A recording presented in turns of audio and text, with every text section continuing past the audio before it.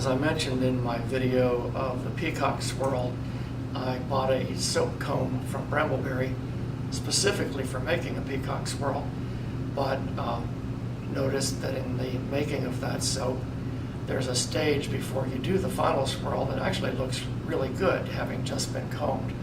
So for this soap, I'm going to do some rather wildly contrasting colors, white, black, hot pink, and a bright blue. And I'm going to pour them and then swirl them with a chopstick, almost as if it were going to be a Taiwan swirl. But then for the final swirl, I'm going to draw that soap comb through it, hopefully to make very finely divided chevrons, and I think that'll be a nice look.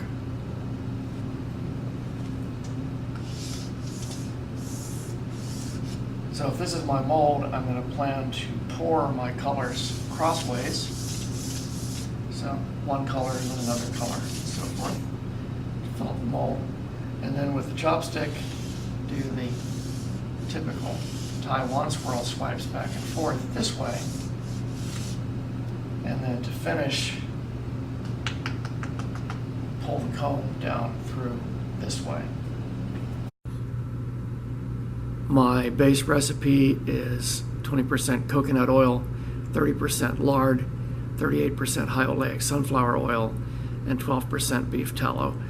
This mixture gives a nice slow-moving batter that will make a very good quality soap.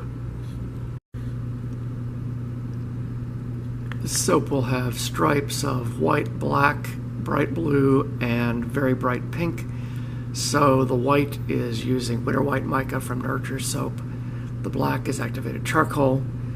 The blue is a mixture of ultramarine blue from TKB and dark navy blue mica from Nurture Soap. And then the pink is Brambleberry's electric bubblegum mica mixed with just a little bit of raging raspberry mica from TKB that will darken it a bit and also turn it a little more toward the purple side.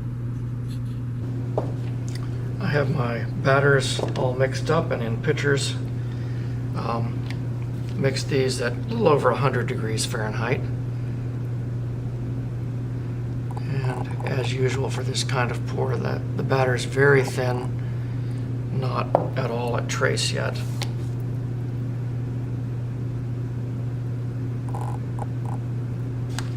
So I'm going to go black, white, pink, black, white, blue.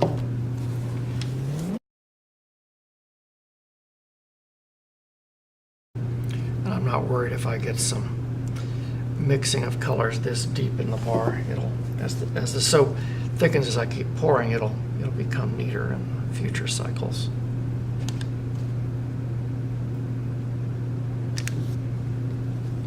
So there's one cycle.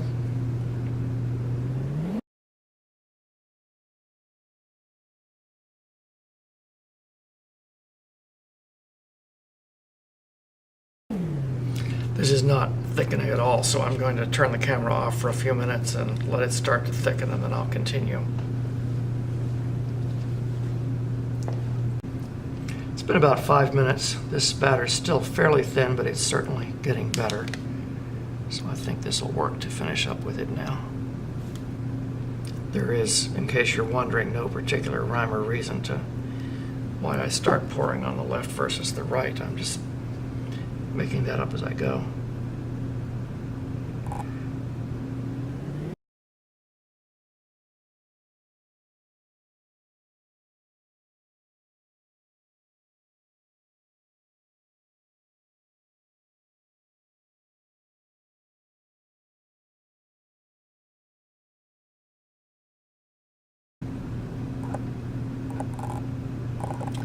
This should be my second to last cycle. Try to pour a little closer. Once the pitchers get to be closer to empty, it's easy to get that lip of the pitcher right down next to the soap, which is going to tend to keep the neater stripes up near the surface, which is exactly what I'd like to happen at this point.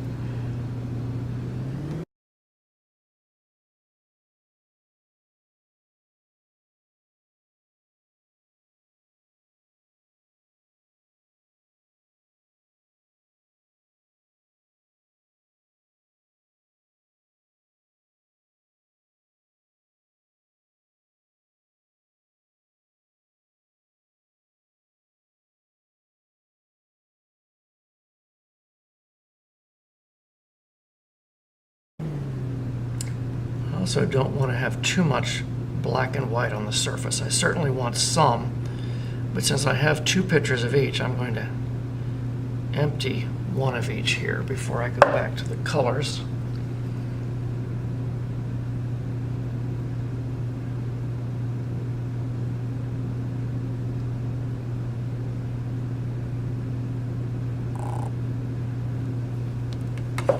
Now I have approximately equal amounts of the colors left, so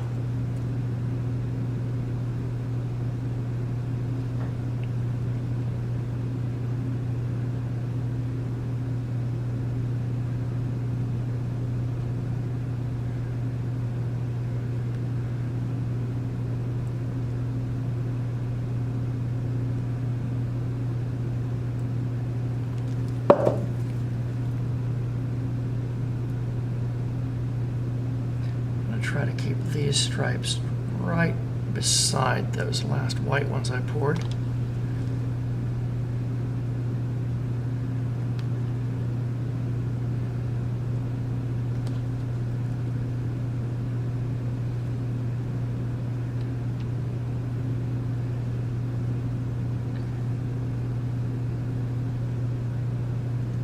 This batter is still not really a trace.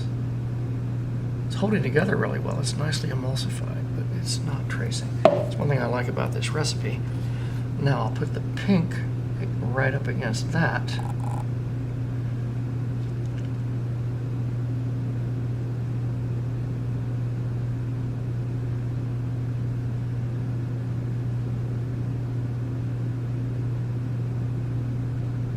And I'll hold the pitcher a little higher so the pink stripe doesn't get any wider.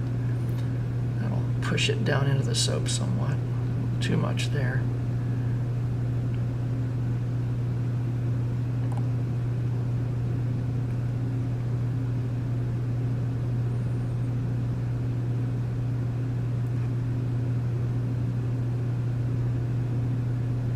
And finally the same thing with the blue.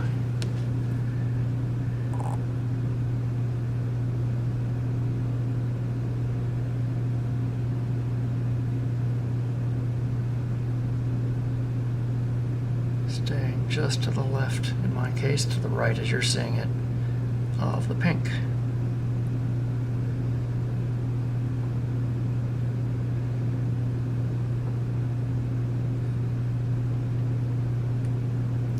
So that gives all 4 colors neatly defined here.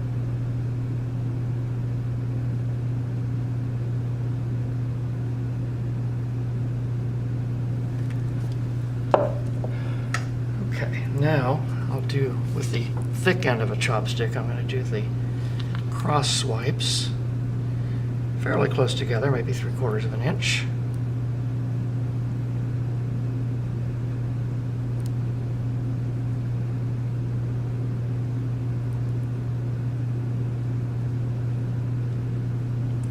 I'm using a wooden mold lined with freezer paper, so I do plan to C-pop this. I'll put it in an oven at about 170 Fahrenheit for at least an hour and then let it cool slowly.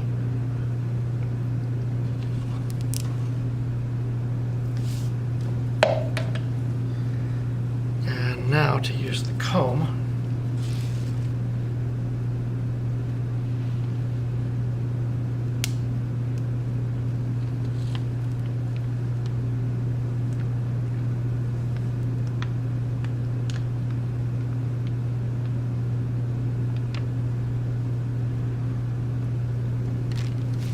Plastic surface dragged at this corner, so that's not as pretty, but the rest of that's going to be very nice. Let me try to doctor this corner up a bit if I can.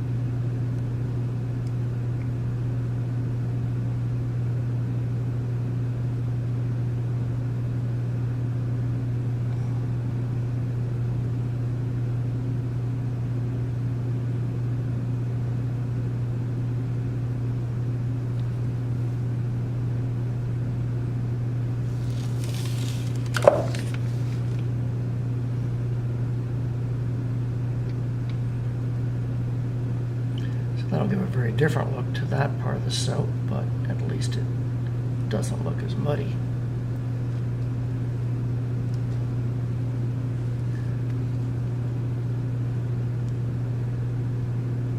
Yeah, I like that all right.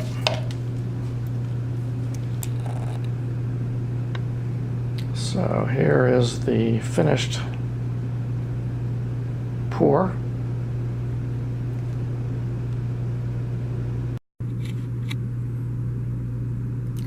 This part is looking the way I wanted it to. And then here's the part that I had to repair. I like them both, very different looks.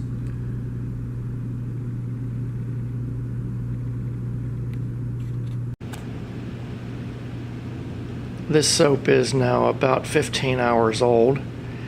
When it was in the oven, it kind of foamed up. I think that's probably a combination of the fact that it was a very wet recipe to start with, and then I sprayed quite a lot of alcohol on the surface. So I'm going to have to shave off a bit of the top, but I think it should still be fine. And here are the finished cut bars.